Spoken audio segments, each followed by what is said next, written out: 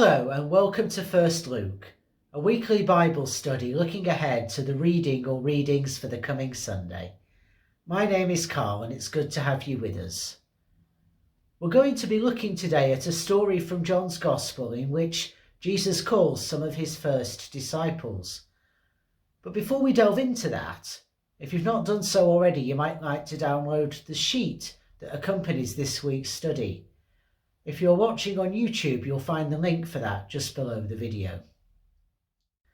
On the sheet, you will find the text of today's passage, some other references that you might like to look up that are relevant to what we're going to be thinking about, the questions that we'll be looking at later on, and plenty of space for you to record your own thoughts and observations. So without further ado, let's take a look at John chapter 1, verses 43 to 51. To put it in context, we're in the opening chapter of John's Gospel, and we're looking at those things that really kind of set the scene for everything that's going to follow onwards. And we know that Jesus has just arrived in Galilee, having called Andrew and then Peter to be his first two disciples. The key people in this section are Philip and Nathaniel. Philip, we know, was from Bethsaida, which is the same place that Peter and Andrew were from. And it's possible that Philip responded positively to Jesus because he already knew about him from Peter and Andrew. Nathaniel, we know from John 21 verse 2, was from Cana, which is quite close to Nazareth, and there was something of a local rivalry between the two villages, and that becomes important later on.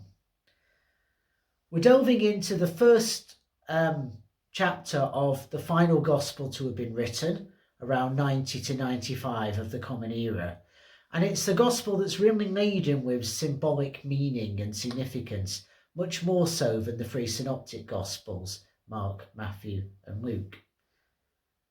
And it's helpful to keep in mind the story of Jacob's ladder that we find in Genesis 28 verses 10 to 17.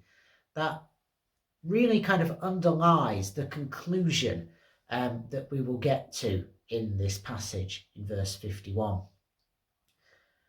Today's reading forms part of a wider unit that begins in verse 36 and goes through to verse 51.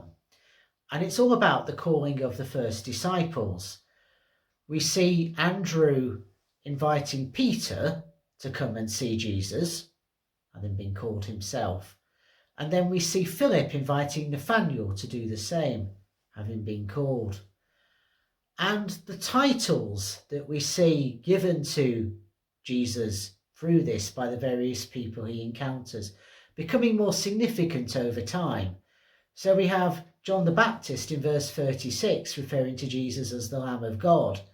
But by the end of things, in verse 49, we have Nathaniel calling him Son of God and King of Israel, which almost certainly at this point in time meant Messiah. Those titles would take on more significance as things develop in the gospel, but at that point I think that's likely what Nathaniel meant. And we have the process of Jesus being honoured with these titles and then declaring something significant to those who have honoured him. When Nathaniel initially hears from Philip about Jesus as being the one pointed to in the writings of Moses and the prophets, Nathaniel is profoundly sceptical. And it reflects this local rivalry between Cana and Nazareth. So we see Nathaniel saying, can anything good really come out of Nazareth? I suppose it's a bit like me as a Lancashire lad wondering if anything good could possibly come out of Yorkshire. It's the same sort of dynamic. But Philip is not deterred. He suggests, well, come and see Jesus for yourself. So it reflects the same pattern we saw between Andrew and Peter. Nathaniel, as I say, is sceptical, but his mind is changed by what happens between him and Jesus. In verses 47 to 48, it's likely that what Jesus means when he says, I saw you under the fig tree, is not about Jesus having physically seen Nathaniel so much as having symbolically seen Nathaniel. It could be going back to Proverbs 27 verse 15, and this idea that the more deeply you look into the scriptures, the more you'll find, just as the more you search around the base of a fig tree, the more figs you'll find. It could, on the other hand, refer to the vision of peace, of shalom, that we find in Micah 4 verse 4, that has every person living in harmony and having their own fig tree. But either way, and I think the latter is more likely because it makes sense of Jesus saying, here is an Israelite without deceit. Nathaniel's mind is very suddenly and abruptly changed by this encounter with Jesus. Now, we don't know what it was necessarily that gave Nathaniel this epiphany, but it was very sudden, and I think Jesus is almost amused, maybe even a bit taken aback by Nathaniel's sudden change of mind, and says, well, if you think that was amazing, wait until you see what's coming next. The you that's used when Jesus says that is the plural. So he's talking to all of those first disciples. And he talks about angels ascending and descending from heaven onto the Son of Man, which was his favourite title for himself. It might seem a very strange thing to say, and if we want to make sense of it, this is where we need to think about the story of Jacob's ladder, as I say, is from Genesis 28, verses 10 to 17. Jacob was a dodgy character. There's no other way to put that. He was something of a trickster, and we learned that even as he was being born, he was trying to pull his older brother Esau's leg back as they were exiting the womb. So right from the off, there's this rivalry between the two of them, and Jacob will go on to con Esau out of his birthright as the eldest brother.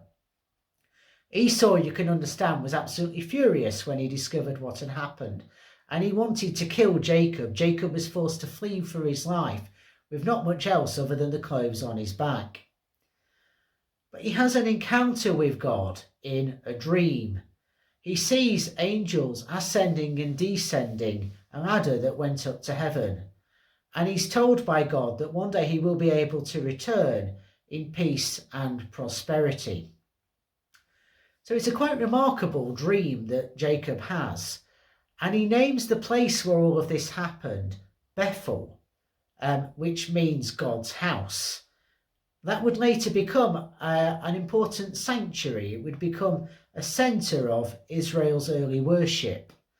And later on, that kind of idea of God's house being somewhere where God would always be present when you came to worship was associated with the Jerusalem temple. So I think what's going on here is Jesus is kind of claiming that for himself, and taking on how he's both fulfilling the promises that were made about the temple and yet bettering them. So it's almost like he's saying, when you look at me, you'll see what happens when heaven and earth are fully open to each other. I think that is the full significance of what Jesus is saying. And it takes us back to verse 14 of John's Gospel, to the very end of the prologue, where we're told that the Word became flesh and dwelt among us. You could translate the Greek as tabernacled amongst us. And that goes back to Exodus and the journey of God's people in the wilderness, where God was with them in the tabernacle. So there's an awful lot of significance and symbolism and meaning packed into this passage. Now, I think this is a passage that looks ahead to the insights that Nathaniel will get later on as he and the other disciples journey with Jesus.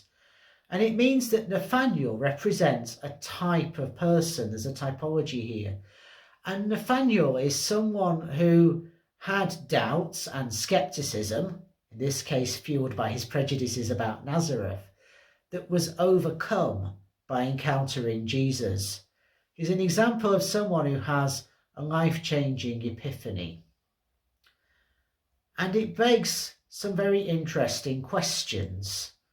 Questions like, how can we be like Philip in our own contexts by inviting people to come and see Jesus? Questions like, does it matter if we know what led to Nathaniel having this epiphany moment? Questions about why we might write people off because of where they come from, in the same way that Nathaniel had initially, when I can say it, done about Jesus. And questions about whether we've experienced something for ourselves of this promise of heaven and earth seeming to come together in the person of Jesus. And of course, our key question each week, how is this good news for today?